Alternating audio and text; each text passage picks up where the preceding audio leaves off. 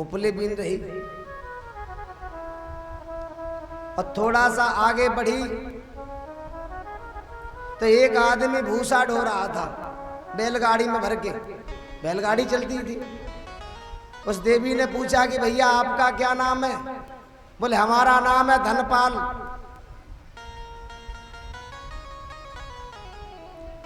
और थोड़ा सा आगे और बढ़ी तो एक व्यक्ति की अर्थी निकल रही थी, शमशान घाट जा रही थी।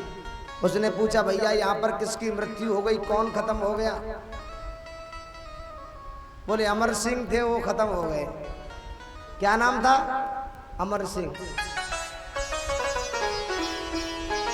लौट करके वापस घरे आई, पति के चरणों में प्रणाम किया। पति ने कहा तुम तो मायके गई थी। बोले हमें नहीं मायके जाना। बोले क्यों?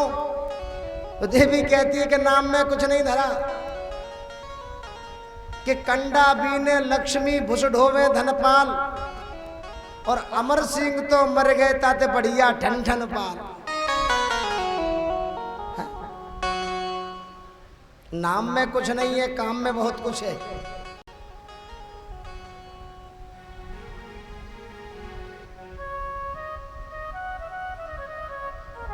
अच्छे कर्म करोगे, सन्मार्ग पर चलोगे, आपके कुल की वृद्धि होगी।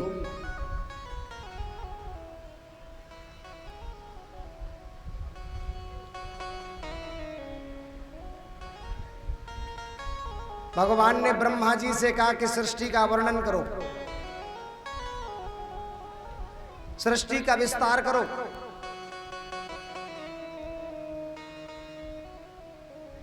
ब्रह्मा जी ने सर्वप्रथम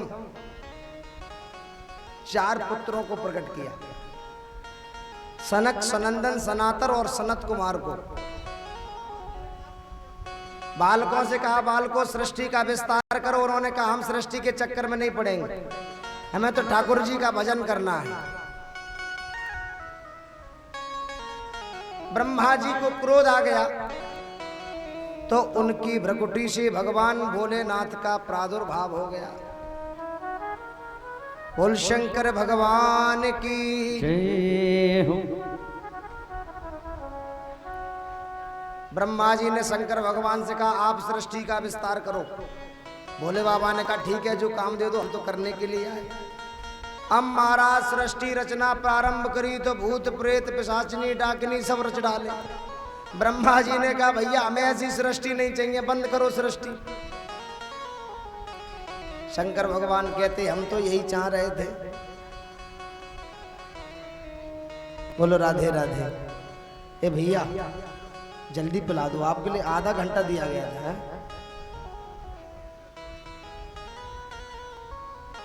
किसी को प्यास नहीं लगी है साहब?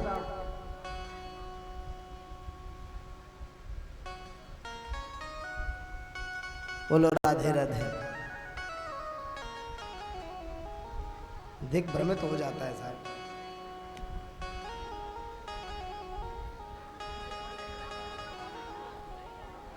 कि भांति भांति भोग मिले, अंगहु अरोग मिले, और सुख के संजोग मिले जीवन की बाटी में, और धन और धाम मिले, सुयस और नाम मिले, और राम ना मिले तो सब काम मिले माटी में।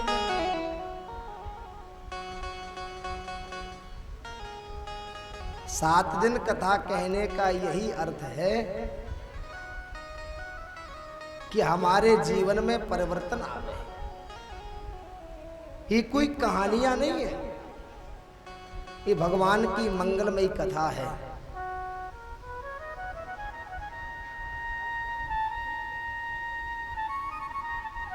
शंकर भगवान से मना कर दिया, बोले ऐसी डांकनी पिशाचनी वाली सृष्टि हमें नहीं चाहिए। शंकर भगवान अपने ध्यान में मस्त हो गए।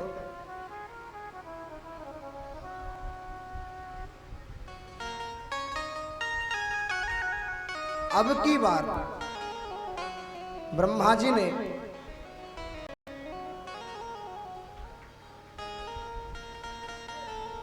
वामांग से कन्या और दक्षिणांग से एक पुरुष को प्रकट किया। ये सब मानसी सृष्टि है, जिसका नाम हो गया मनु और शतरूपा। इसी से सृष्टि का विस्तार हुआ। ब्रह्मा जी ने कहा सृष्टि करो। मनु जी महाराज ने कहा महाराज हम सृष्टि तो करना चाहते हैं, लेकिन इस भूदेवी का हरण करके हिरण्याक्ष ले गया है।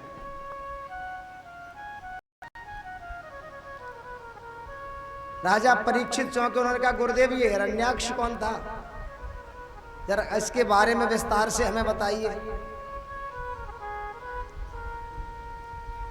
बोलो राधे राधे। आप लोग बात कर लो, उसके बाद शुरू कर लेंगे। कर लो बात।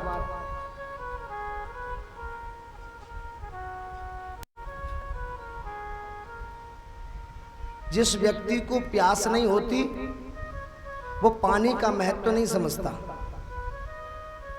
वो आपसे पूछेगा कि भैया पानी ठंडा है कि गर्म, आप कहोगे बाबूजी बड़ा ठंडा पानी, जरा पी करके देखो। फिर कहेगा अच्छा कहाँ से भर के लाते, कुआं बावड़ी तालाब का है कि नल का पानी। आपने कहोगे भैया ठंडा पानी है, शुद्ध जल का नल का भर के लाता हूँ, पी करके देखो, बहुत अच्छा पानी, बहुत ठंडा पानी। बोले ज्यादा ठंडा तो नहीं, गला खराब हो जाए। ये प्रश्न क्यों उठ रहे हैं? क्योंकि हमको जिज्ञासा नहीं है, प्यास नहीं। और अगर हम रेगिस्तान में फंस गए हो और बड़ी जोर की प्यास लगी हो, कोई कहे भैया पानी पियोगे, तो बताओ एक भी प्रश्न समझ आएगा कि पानी दिखाई देगा?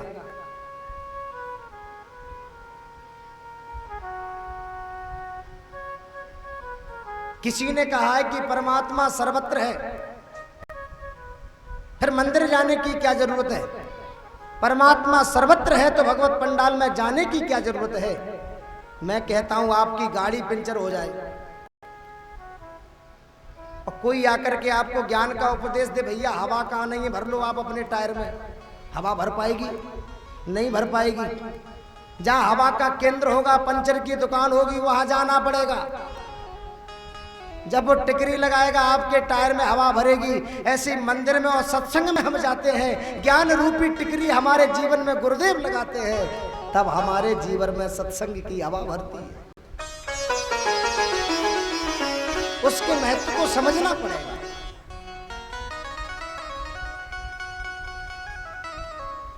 देवी भागवत में कहा गया है, देवी भागवत में कहा गया है कि वंशोच्छेदस्य दारिद्र्यम पत्नी संताड़नात् भवेत्। जो व्यक्ति कथा में विघ्न करता है और नारी का सम्मान नहीं करता, उसके कुल का समूल नाश हो जाता है।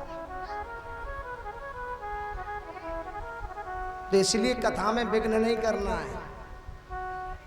पड़ोसी को सुनने दो, तुम्हें नहीं सुनना है, खड़े होके चले जाओ। बोल कृष्ण कन्हैया लाल की जय हो। राजा परीक्षित ने कहा कि ये हिरण्याक्ष कौन था?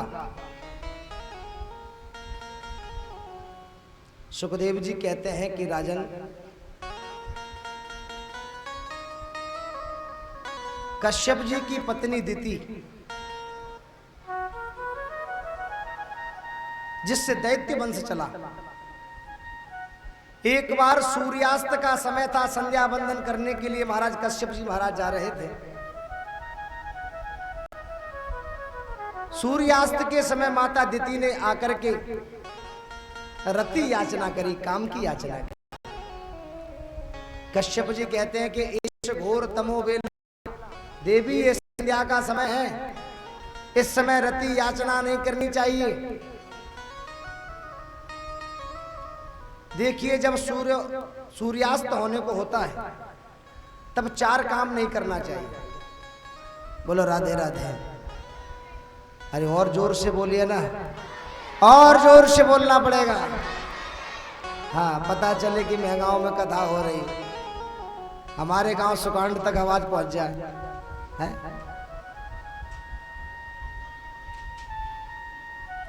संध्या का समय, जब सूर्यास्त का समय हो, तब 4 काम नहीं करना चाहिए। संध्या के समय भोजन नहीं करना चाहिए, सूर्यास्त के समय। जो व्यक्ति भोजन करता है उसके जीवन में बहुत सारी बड़ी से बड़ी बीमारियां आ जाती हैं।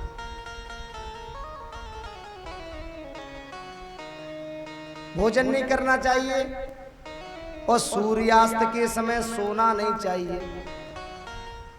जो व्यक्ति सूर्यास्त के समय सोता है उसकी आयु कम हो जाती है। और तीसरी बात, संध्या के समय पढ़ना नहीं चाहिए। अब बच्चे कह रहे हमारी तो मौज लग गई, अब हमसे कोई पढ़ने के लिए नहीं कहे। जो सूर्यास्त का समय होता है 15 मिनट का, 20 मिनट का, उस समय पढ़ना नहीं चाहिए। जो बालक बालिका उस समय अध्ययन करते हैं वो शिक्षा विस्मृत हो जाती है, भूल जाते हैं। संध्या के समय भोजन नहीं करना चाहिए, संध्या के समय सोना नहीं चाहिए और संध्या के समय पढ़ना नहीं चाहिए और संध्या के समय सहवास नहीं करना चाहिए, रति याचना नहीं करना चाहिए। माता दिति नहीं मानी तो कश्यप जी ने महाराज ठाकुर जी की इच्छा समझ करके याचना पूरी करी और जब काम का ज्वर शांत हुआ तो बड़ा पश्चाताप हुआ।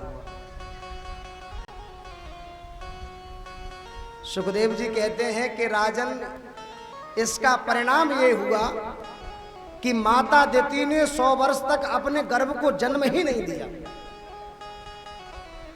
माता दिति के गर्भ से इतना तेज निकलने लगा कि स्वर्ग के देवता जलने लगे। ब्रह्मा जी के पास आए, पूछा। ब्रह्मा जी ने कहा घबराओ नहीं, ये भगवान के पार्षद हैं। दोनों का जब प्रादुर्भाव हुआ, उन दोनों बालकों का नाम हिरण्याक्ष और हिरण्यकश्यपु रखा गया। एक दिन हिरण्याक्ष बोला, महाराज कथा ज्यादा रह गई इसलिए विस्तार नहीं कर रहे, ज्यादा सुपर फास्ट चल रहा है। हिरण्याक्ष ने सोचा भैया बल पराक्रम तो बहुत मिला है लेकिन कोई लड़ने भिड़ने वाला नहीं मिला।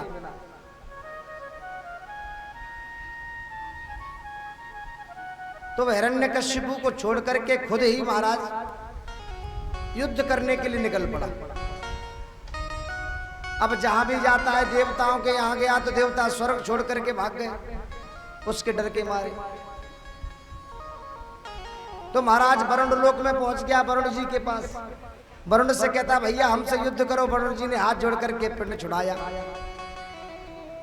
भैया किसी जवान पुरुष को देख लो, हम तो वृद्धावस्था को प्राप्त हो गए, जब तुम्हारी आयु के थे तो खूब बल पराक्रम था। उससे लड़ने भिड़ने वाला जब कोई नहीं मिला तो अंत में नारद जी महाराज मिल गए। और नारद जी जिसको मिल जाए उसका तो कल्याण ही होना है। उसने कहा ए बाबा, सारे दिन श्रीमन नारायण नारायण करते रहते हो कि कुछ लड़ना झगड़ना भी आता है? नारद जी कहते हैं कि लड़ना भिड़ना कुछ नहीं आता लेकिन लड़ाना भिड़ाना खूब आता है। ऐसा उपाय बताएंगे तुम्हारे हाथों की खुजली जीवन भर के लिए मिट जाएगी। जब कोई उपाय नहीं सूझा तो हिरण्याक्ष महाराज भूदेवी को लेकर के जल में प्रविष्ट हो गया। देवता घबराए तो भगवान ने वराह रूप धारण किया। बोल वराह भगवान की जय हो। हिरण्याक्ष के चंगुल से भूदेवी को लाकर के यथा स्थापित कर दिया। जब भूदेवी को ला रहे थे तो हिरण्याक्ष कहता है कि हे जंगली सूकर तू कहां भागता है? भगवान ने एक न सुनी। जब भूदेवी को यथास्थान ला करके रख दिया तो भगवान कहते हैं कि हम तो जंगली सूकर हैं लेकिन तुम जैसे ग्राम सिंहों से हमें डर नहीं लगता। अच्छा, ग्राम सिंह किसको कहते हैं? जो गांव का शेर हो। ग्राम माने गांव और सिंह माने शेर। गांव का जो शेर होता है उसे क्या कहते हैं? ग्राम सिंह। उसको ग्राम सिंह नहीं कहते साहब, संस्कृत में ग्राम सिंह कहते हैं कुत्ते को। अपने गांव में तो शेर होता है और दूसरे के गांव में दुम दबा करके भागता है। बराह भगवान ने कहा तुम हमें जंगली सूकर कहते हो, हम हैं, लेकिन तुम जैसे ग्राम सिंहों से हमें डर नहीं लगता। बड़ा भारी युद्ध हुआ, खूब माया दिखाई, लेकिन मायापति के सामने एक भी माया न चली और भगवान ने हिरण्याक्ष का उद्धार कर दिया। एक बहुत गोपनीय रहस्य है जो हम ये कुशा यूज करते हैं, दाव इसे बोलते हैं। दाव तो सब लोग समझते हैं, कुशा। ये जो कुशा है ना, ये बराह भगवान के रोमकूप है। बराह भगवान के रोमकूप, क्योंकि बराह भगवान ने भूदेवी को जल से निकाल करके बाहर स्थापित किया तो उनका शरीर जल में भीग गया था। उन्होंने बाहर आकर के अपना जल शरीर को छटकाया तो उससे रोमकूप पृथ्वी पर गिर पड़े और उससे कुशा यानी दाब प्रकट हो गया, जो भगवान के मंगल में कार्य में सबसे प्रथम यूज किया जाता है, उपयोग किया जाता है। अब जो हिरण्यकश्यपु था वो भगवान का कट्टर बैरी हो गया। देवता कहते हैं धन्य हो प्रभु, आपने इस दुष्ट से हमारे प्राणों को बचा लिया। हम तो गिरी कंधराओं में भाग रहे थे, आपने बड़ी कृपा करी।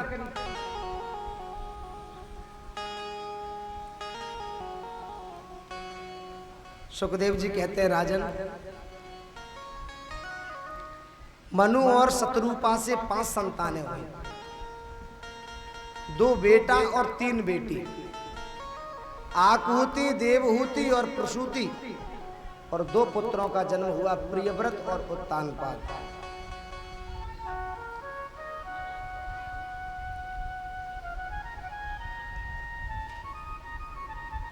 भगवान के मंगलमय चरित्रों को श्रवण करने के बाद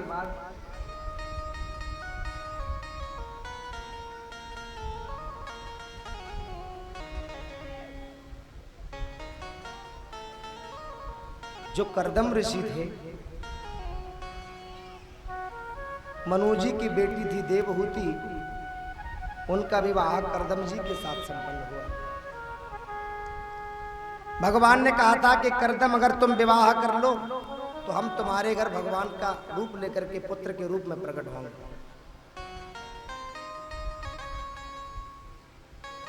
कर्दम जी ने विवाह कर लिया। कालांतर में 9 बेटियां हो गई महाराज, बेटा नहीं हुआ। कर्दम जी मन ही मन विचार करने लगे, हम बाबा बने थे भगवान का भजन करने के लिए और हमने शादी करके चक्कर में फंस गए। अब हम एक भी क्षण अपने घर में नहीं रहेंगे। जब घर को त्याग करके वन को जाने लगे तो माता देवहूति ने चरण पकड़ लिए। माता देवहूति कहती है हमारे घर 9 बेटियां हैं और 9 बेटियों का जब विवाह हो जाएगा ससुराल चली जाएंगी और आप भजन करने के लिए जंगल जा रहे हैं और बेटियां ससुराल चली जाएंगी, उसके बाद मेरा क्या होगा, जरा इस पर भी विचार कर लीजिए। कर्दम जी को याद आया कि ठीक कहा देवी, प्रभु ने कहा था कि कर्दम अगर तुम विवाह करोगे तो मैं पुत्र बनकर के आपके घर प्रकट होऊंगा। और अब की बार कर्दम और देवहूति के यहाँ भगवान कपिल का प्रादुर्भाव हुआ।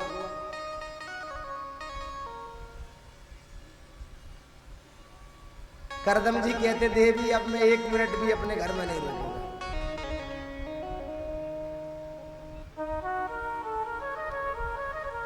क्योंकि मैंने हजारों वर्ष आपके साथ रह करके अपना जीवन बिताया। देखिए अनुकूलता में किया गया त्याग फलीभूत होता है। और घर में भाई खटपट चल बाबा के मठ पर वो बैराग्य ज्यादा दिन नहीं टिकता। घर पे लड़ाई हो गई तो 4 जोड़ी कपड़े प्रेस करके थैले में रखे और ग्वालियर पहुंचे, बोले अब हम वृंदावन जा रहे हैं। और ग्वालियर पहुंचे महाराज तो छोटे वाले पुत्र की याद आ गई। लौटे आए स्टेशन से। देवी ने पूछा कि आप वृंदावन जा रहे थे, क्यों नहीं गए? बोले नाती की याद आ गई इसलिए लौटे आए। ये मरकट वैराग्य है, ये ज्यादा दिन नहीं टिकता। और करदम जी का सहज वैराग्य है कि देवहूति जैसी पत्नी और कपिल भगवान जैसा पुत्र और कामक जैसा विमान, उन्होंने कामना से विमान प्रकट किया था। अच्छा, ऐसा कोई साइंटिस्ट है अभी? हमें तो नहीं लगता भारतवर्ष की भूमि में, क्या विश्व ब्रह्मांड में कोई हो जो ऐसा विमान बना दे महाराज, जो जहां चाहे वहां चला जाए। है क्या? बगैर ड्राइवर के काम नहीं करेगा।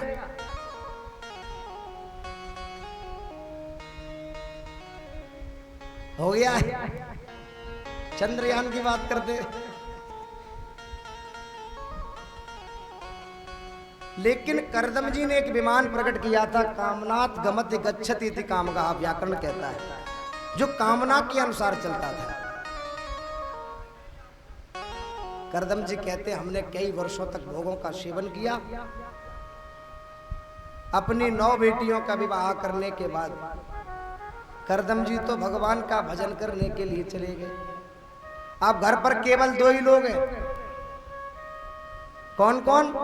माता देवहूति और कपिल भगवान। माता देवहूति कहती है कि बेटा, हमने सुना है कि तू साक्षात नारायण है।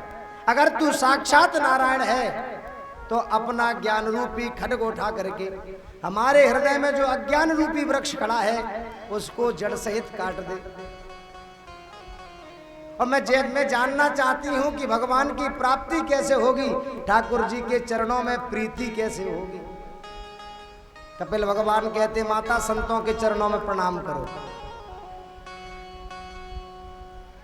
देवहूति माता कहती है हम कथम पश्ये महेस्त्रिया, मैं स्त्री हूं, मैं कैसे पहचानूं कि कौन संत है कौन असंत है। तो कपिल भगवान संत की परिभाषा बताते हैं। भले ही पैंट शर्ट कोई व्यक्ति पहने हो, अगर उसके जीवन में ये गुण अगर हैं तो वो वास्तविक संत है। बोल कृष्ण कन्हैया लाल की जय हो। अरे सब जग को रही नचाए नचाए हरि माया जादूगरनी। सब जग को रही नचाए नचाए सब जग को रही नचाए नचाए हरि माया जादूगरनी। सब जग को रही नचाए नचाए हरि माया जादूगरनी की।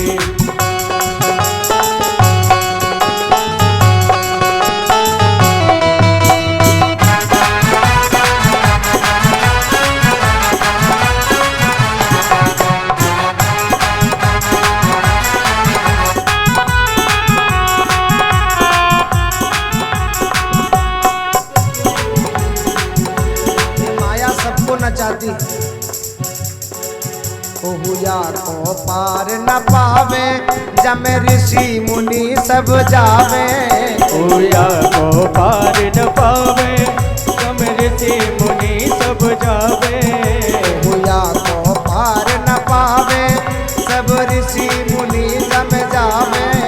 ओहुया को पार न पावे सब ऋषि मुनि सब जावे। सब वेदन सब वेदन सब वेदन को है सार माया जादूगरनी।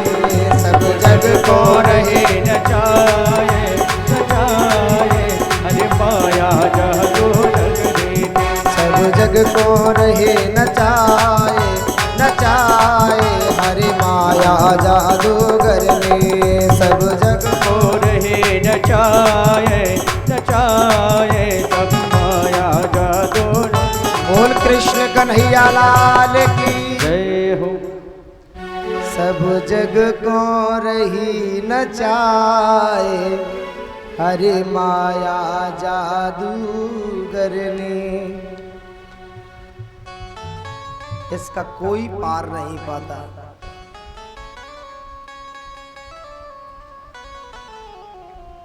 कपिल भगवान संतों के लक्षण बता रहे हैं। संतों के क्या लक्षण है कि संतों में बहुत होते, सहनशील, बोलो राधे राधे।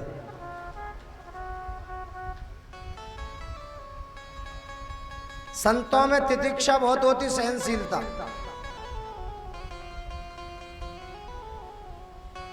एक बार गंगा जी में बिच्छू बह करके जा रहा था और महात्मा जी गंगा जी में खड़े होकर के सूर्य को अर्घ दे रहे थे। जैसे ही अंजलि में गंगा जल लिया तो अंजलि में महाराज बिच्छू आ गया। बिच्छू ने काट लिया, अंजलि छूट गई तो महाराज बिच्छू गंगा जी में फिर बहने लगा। महात्मा ने फिर उस बिच्छू को अंजलि में उठा लिया, बिच्छू ने काट लिया, महात्मा जी ने अंजलि खुल गई, फिर छूट गया, फिर बिच्छू बहने लगा। जब जब बिच्छू काटता है अंजलि छूट जाती है। अंजलि से जब गंगा जी में गिरता है बिच्छू बहने लगता है। महात्मा उसको पुनः फिर उठा लेते हैं। किसी ने कहा भाई एक बात बताओ, जब जब आप इसको उठाने का प्रयत्न करते हो ये बिच्छू आपको काट लेता है, फिर भी आप बार बार उठा रहे हो, इसका ये स्वभाव है, ये छोड़ेगा नहीं। महात्मा कहता है ये बिच्छू होकर के जब अपना स्वभाव नहीं छोड़ सकता, इसका स्वभाव है काटना, तो मैं संत होकर के अपना स्वभाव क्यों छोड़ूं? मेरा स्वभाव है बहते हुए को बचाना। तो उसके अंदर तितिक्षा होती है। और दूसरा गुण है करुणा। दूसरे के दुख को देख करके द्रवीभूत हो जाता है। तितिक्षवः कारुणिकः और सुहृदः सर्वदेहिनां। वो सारे संसार को सिय राम में देखता है, सब में परमात्मा का दर्शन करता है। और चौथा गुण है कि उसका कोई शत्रु नहीं होता। जो संत दूसरे का विरोध करता हो समझ लो अभी उसमें पूरे गुण नहीं आए हैं। तितिक्षवः कारुणिकः और सुहृदः सर्वदेहिनां अजात शत्रवः शांता साधवा साधुभूषणा। ये संतों के 4 लक्षण बताए गए हैं। माता देवहूति कहती है कि बेटा तेरे सारे प्रवचन का हमने एक भी सार समझा है कि कोई कितना भी बड़ा पढ़ लिख करके पंडित बन जाए, विद्वान बन जाए, लेकिन वो हरि के चरणों से विमुख है तो अपना कल्याण करने में समर्थ नहीं हो सकता। और एक तरफ चाहे कोई कितना बड़ा चांडाल और पापी क्यों ना हो, लेकिन भगवान के चरणों से जुड़ा होगा, भगवान का नाम का उच्चारण करता होगा तो अपना कल्याण करने में समर्थ हो जाएगा। कपिल भगवान खड़े होकर के गंगा सागर चले गए और माता देवहूति सिद्धदा नाम की नदी बनकर के जल के रूप में परिणत हो गई। आज भी मकर संक्रांति के दिन कुछ लोग महाराज भारतवर्षी कपिल भगवान का पूजन करने के लिए जाएगा। श्री राधे। और ये हमारे भैया हमारे गुरुजी का स्वागत और सभी विप्र देवों का स्वागत किया। इनके लिए सभी भक्तगण जोरदार तालियों का स्वागत करेंगे। जय श्री राधे।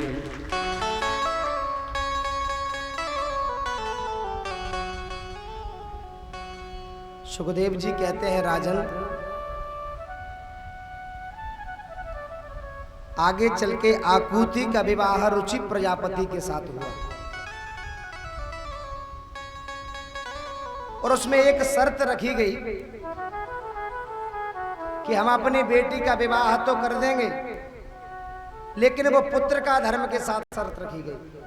पुत्र का धर्म कहते हैं कि हम अपनी बेटी का विवाह करेंगे आपके साथ, लेकिन जो पहली संतान होगी उस पर हमारा अधिकार होगा।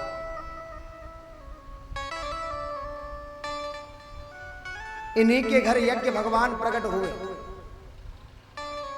और यज्ञ भगवान का विवाह दक्षिणा देवी के साथ संपन्न हुआ। किसके साथ हुआ? दक्षिणा के साथ। लोग कहते हैं महाराज जी ये बगैर दक्षिणा के यज्ञ नहीं होता। अब आप बताओ, आपकी अर्धांगिनी अगर हो और आप अपने जीवन में यज्ञ करो तो आप अकेले यज्ञ नहीं कर सकते। आपकी अर्धांगिनी चाहिए कि नहीं चाहिए? अरे जवाब दे दो, हाँ जी के ना जी? हाँ जी। तो यज्ञ भगवान की पत्नी का नाम है दक्षिणा, इसलिए बगैर दक्षिणा के यज्ञ कभी संपूर्ण नहीं माना जाता।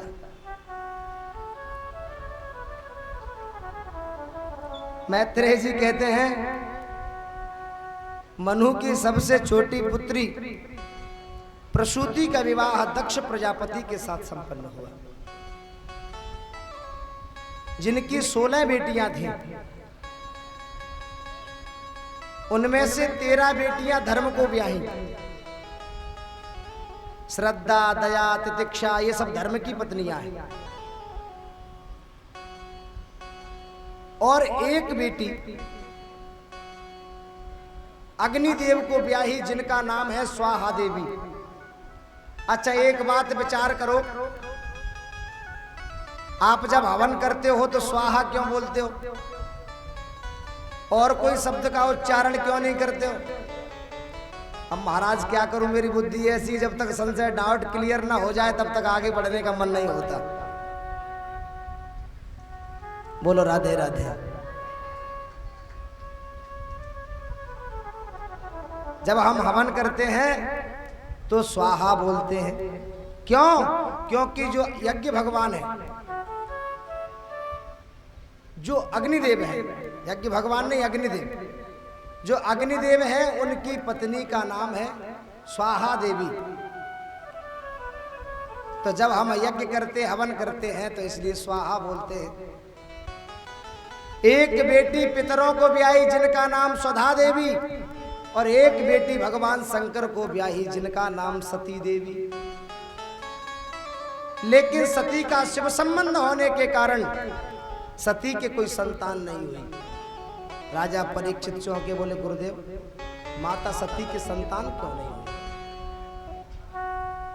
सुखदेव जी कहते राजन, एक बार ब्रह्मा जी ने सर्व समाज में इकट्ठा होकर के दक्ष प्रजापति को राज्य शासन प्रदान कर दिया, राजा बना दिया। और जिसको महाराज पद मिल जाए, अभिमान तो स्वाभाविक है। स्वागत समारोह का आयोजन किया गया, उसमें सभी देवादिदेव पधारे, ब्रह्मा विष्णु महेश तीनों देवता पधारे। जब राजा दक्ष ने महाराज सभागार में प्रवेश किया तो सभी देवताओं ने खड़े होकर के अभिवादन किया, लेकिन 3 लोग खड़े नहीं हुए, ब्रह्मा विष्णु और महेश। विष्णु भगवान को देख करके तो कुछ नहीं बोला, और ब्रह्मा जी को देख करके क्या बोलता, महाराज वो तो पिता हैं। लेकिन शंकर भगवान को देख करके लाल पीला हो गया।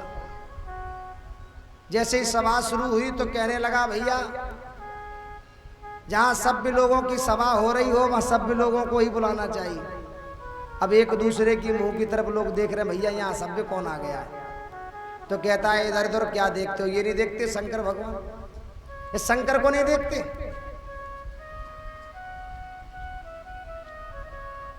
इसको इतना भी तरीका नहीं है, ये भी मालूम नहीं है कि जब मैंने सभागार में प्रवेश किया तो ये इसने मेरा स्वागत नहीं किया। किसी ने कहा, जब तुमको इतने दोष शंकर भगवान में दिखाई दे रहे तो अपनी बेटी क्यों ब्याह दी? जब शंकर भगवान में इतने दोष दिखाई दे रहे हैं तो अपनी बेटी क्यों ब्याह?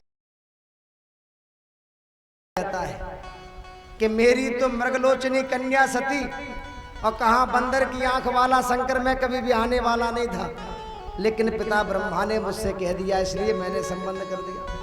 गृहीत्वा मृग शावाक्ष्या पाणे मरकट लोचना, ये बंदर की आंख वाला शंकर।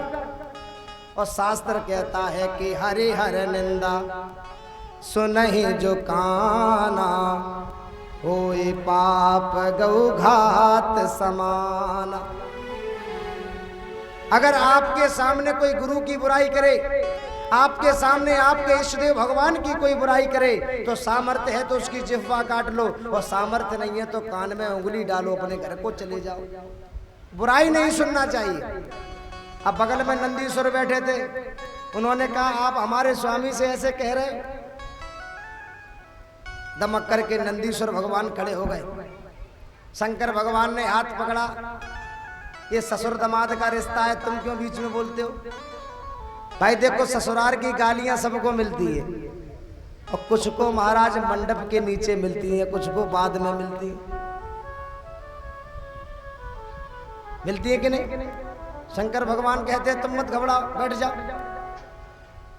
अंत तो गत्वा महाराज ये हुआ, दक्ष ने भगवान शंकर को शाप दे दिया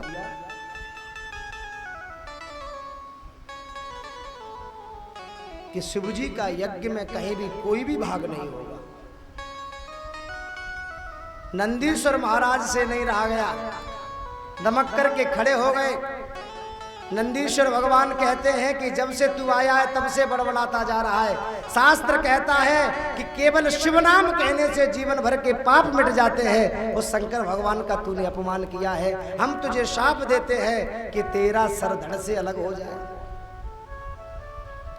तब तक महाराज दक्ष के यहाँ पर आए हुए थे विद्वत जन ब्राह्मण खड़े हो गए। उन्होंने कहा जाओ हम भी तुमको शाप देते हैं कि शंकर भगवान के जितने गण हैं सब पाखंडी हो जाए। भगवान शंकर कह रहे हैं स्वागत समारोह हो रहा है कि साफ समारोह हो रहा है, और जब तक हम यहां बैठे रहेंगे तब तक ये खटपट मिटने वाली नहीं है। देवादिदेव महादेव अगर वो चाहते तो दक्ष की क्या सामर्थ्य है भगवान भोलेनाथ के सामने बोल सके। कालम महाकाल कालम कृपा, कालों के भी काल भगवान महाकाल। शंकर भगवान अपने गणों को साथ लेकर के कैलाश पर्वत पर आ गए। भगवान श्री राम के ध्यान में मस्त हैं, लेकिन दक्ष का क्रोध शांत नहीं हुआ। आज उन्होंने बड़ा भारी एक यज्ञ का आयोजन किया कनखल में। बोलो राधे राधे। अरे परीक्षित जी जोर से बोलिए ना, और जोर से बोलिए, और जोर से बोलना पड़ेगा। अरे हम है ना बोलने के लिए है?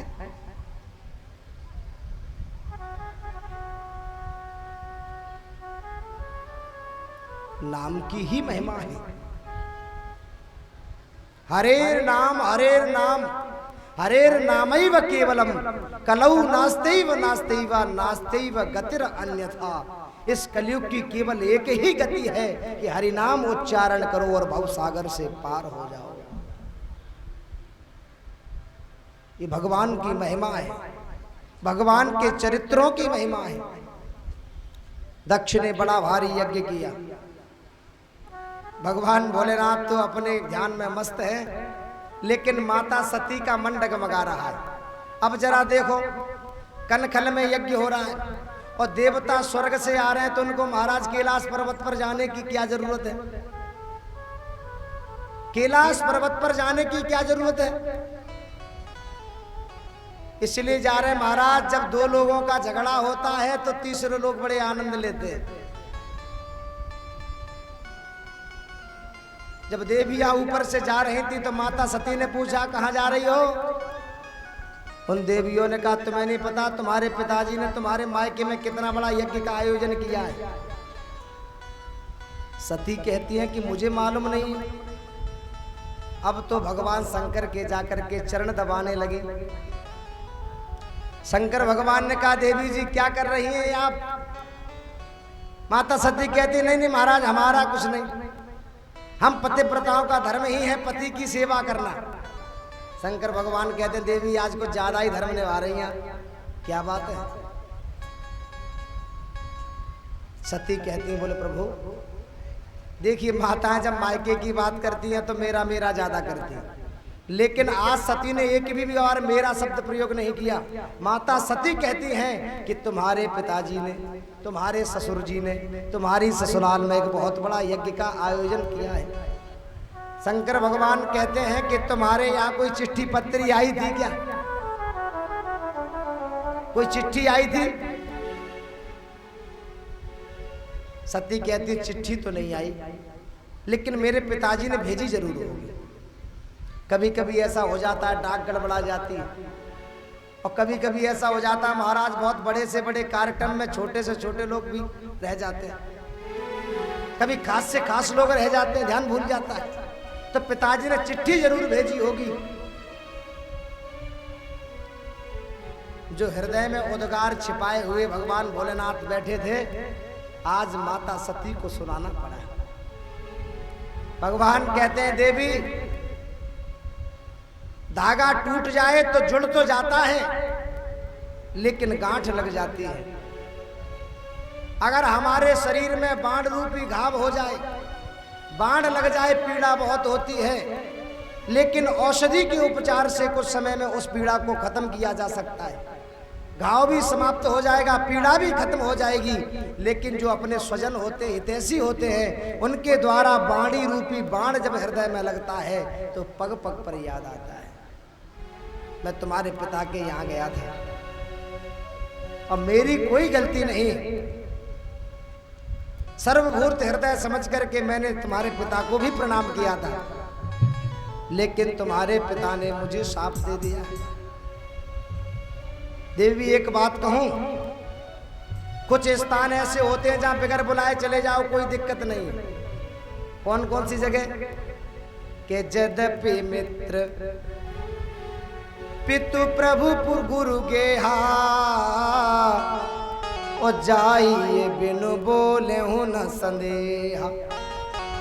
मित्र के यहाँ, पिता के यहाँ, और गुरु के यहाँ, और प्रभु के यहाँ बगैर बुलाए जा सकते हैं, लेकिन कि तदपि विरोध मान जहां कोई, और तहां गए कल्याण न हो।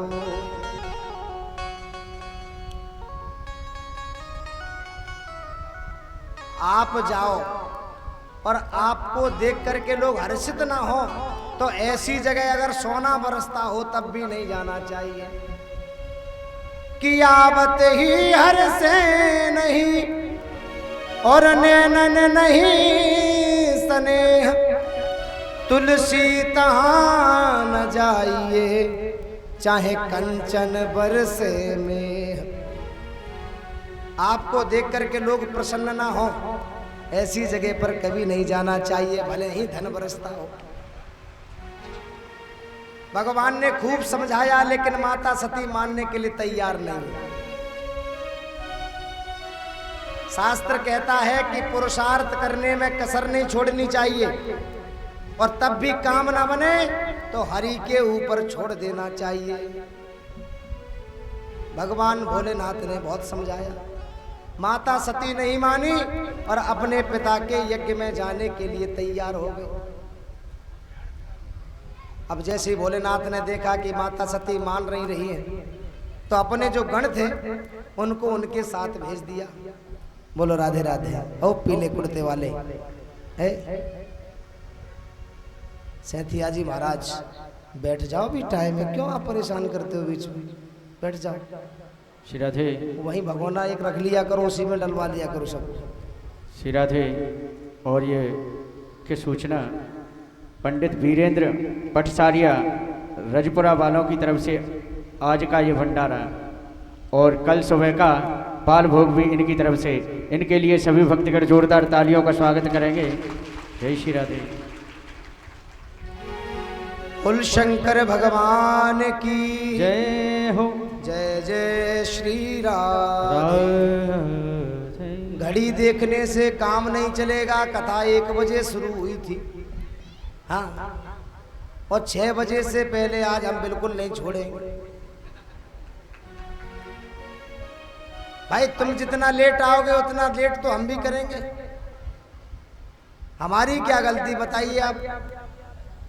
हमारी कोई गलती नहीं। आप जल्दी आओगे तो हम भी जल्दी आपको फ्री, और आप अगर देर से आओगे तो हम भी 6-7 बजे से पहले नहीं छोड़े।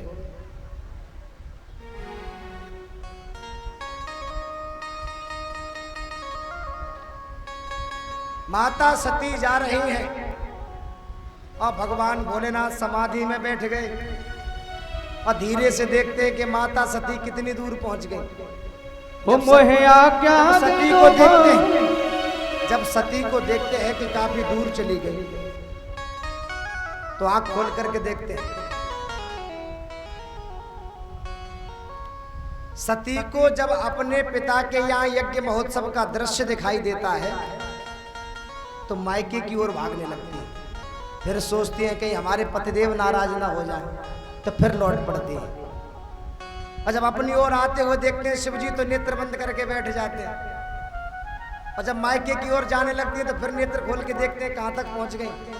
अब की बार जब सती बहुत दूर तक निकल गई तो भगवान ने गणों को आदेश दिया, जाओ देवी को सकुशल पहुंचा करके आओ।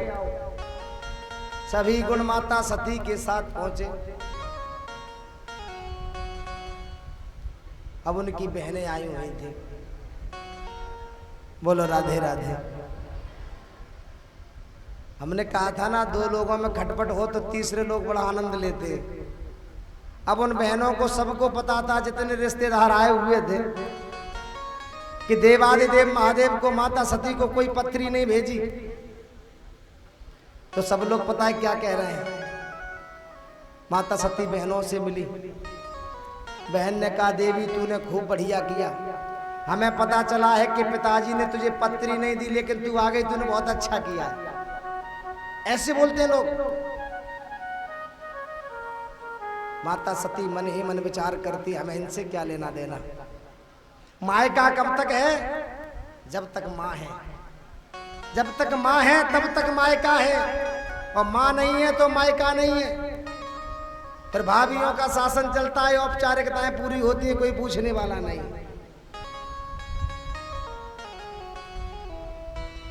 जो नारी अपने घर में सुखमय जीवन बिताना चाहती है, आनंद के साथ अगर रहना चाहती है, तो उसका कर्तव्य है अपनी सास को वो मां समझे।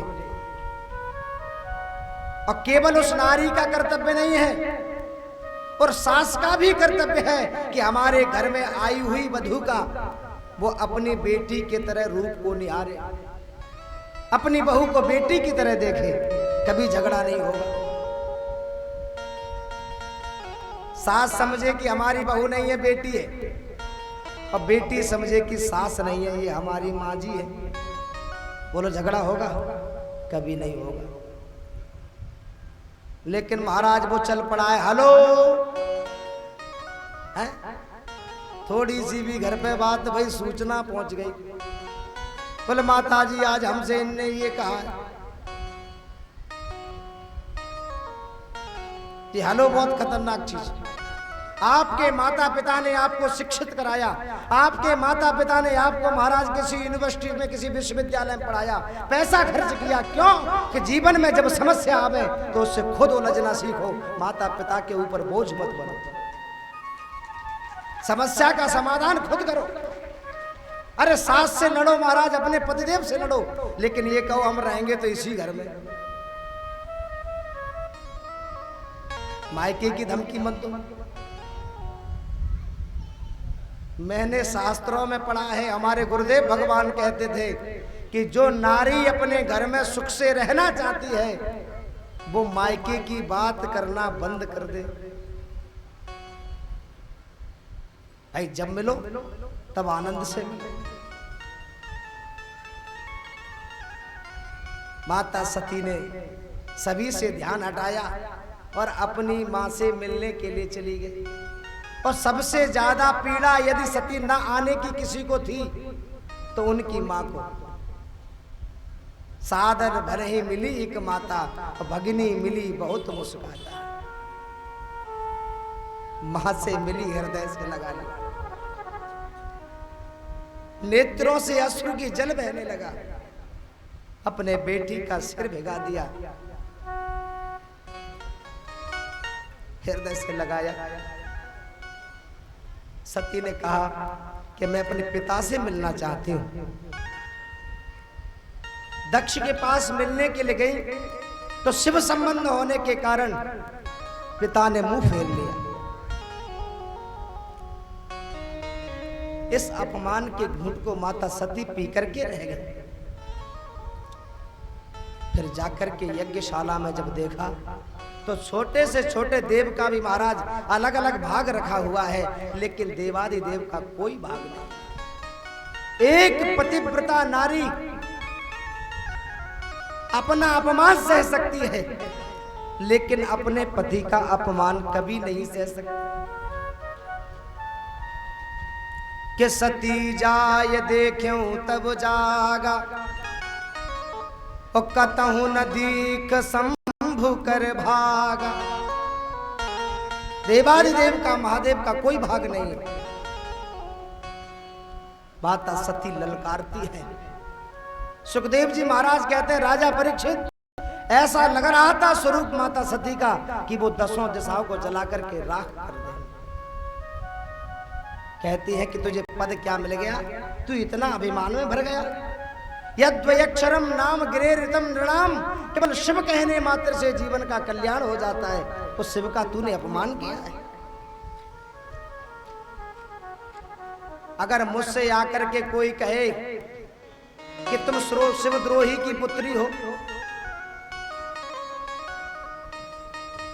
ये मुझे अच्छा नहीं लगेगा। और जब मैं लौट करके कैलाश पर्वत जाऊंगा तो भगवान भोलेनाथ कहेंगे, आओ आओ दक्ष कुमारी, तुम्हारा मायके में क्या स्वागत हुआ। मैं क्या जवाब दूंगी। लेकिन जब तक महाराज जन्म हुआ है आपके द्वारा, तब तक संबंध तो मानना पड़ेगा। जब तक जीवन है आप मेरे पिता हो रहोगे। माता सती ने ध्यान मुद्रा में बैठी और सुखदेव जी कहते हैं कि उनके शरीर से अग्नि अपने आप प्रकट हो गई। बोल कृष्ण कन्हैया लाल की जय हो। जितने माता सती के साथ गण आए थे उन्होंने यज्ञशाला पर धावा बोल दिया और भृगु जी महाराज ने उनको अक्षौहिणी सेना से मार पीट के सबको भगा दिया। उधर कैलाश पर्वत पर दौड़ लगाई और नारद जी महाराज पहुंच गए। अब गम्य नारदात, तुम नारद किसी से मत कहना कि कथा की बात है। बोलो राधे राधे। नारद जी ने सारा समाचार कह सुनाया। शिव जी कहते हैं कि अगर केवल दक्ष अभी तक अगर कोई बच रहा था, कृपा का पात्र था, तो माता सती का वो पिता था। और जब माता सती नहीं रही तो संबंध कैसा। अपनी जटा से एक बाल उखाड़ करके फेंका और वीरभद्र नाम का एक दैत्य प्रकट हो गया, एक गण प्रकट हो गया। हाथ जोड़ करके बोला, प्रभु प्रणाम।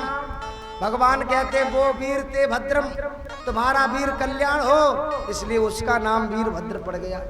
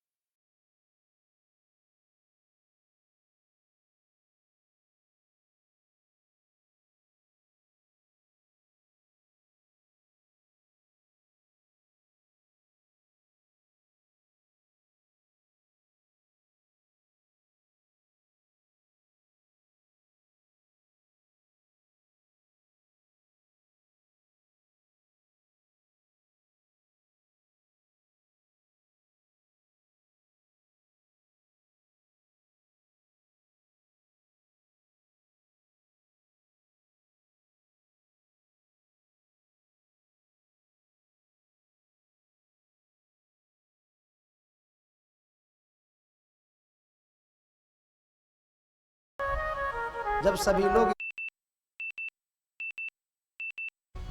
तो जिसकी पकड़ में जो आया उसको उसी ने पकड़ लिया। किसको किसने पकड़ा? मणिमान वीरभद्र प्रजापतिम पूषणम देवम भगम नंदीश्वरो गृहीत।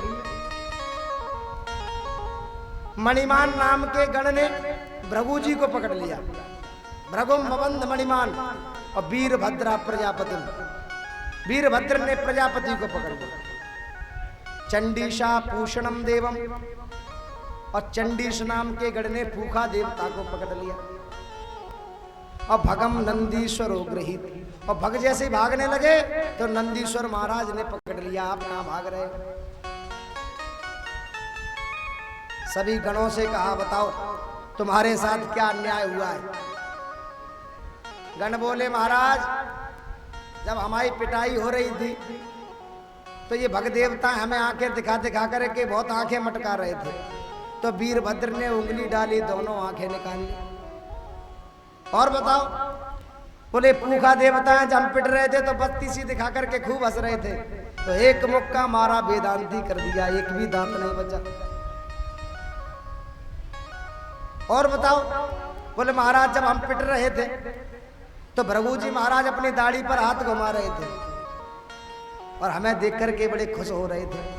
वीरभद्र ने दाढ़ी के बाल पकड़े, एक झटका मारा तो सारे बाल नोच लिए, सबका चित्र बद कर दिया। और भगवान शंकर की जय जयकार बोलते हुए सभी शिवगण लौट आए। अब तो सारे देवता ब्रह्मा जी की शरण में गए। ब्रह्मा जी से कहते हैं महाराज गजब हो गया, हमारा तो चित्रबद्ध हो गया। ब्रह्मा जी कहते हैं जब हम नहीं गए उस यज्ञ में विष्णु भगवान नहीं गए और उस यज्ञ में शंकर भगवान नहीं गए, तो जो व्यक्ति बिना विचारे जो करे सो पाछे पछताए, और काम बिगाड़े आपनो जग में होत हसाए। तुमने विचार नहीं किया, तुम वैसे ही चले गए। बोलो राधे राधे, बोल कृष्ण।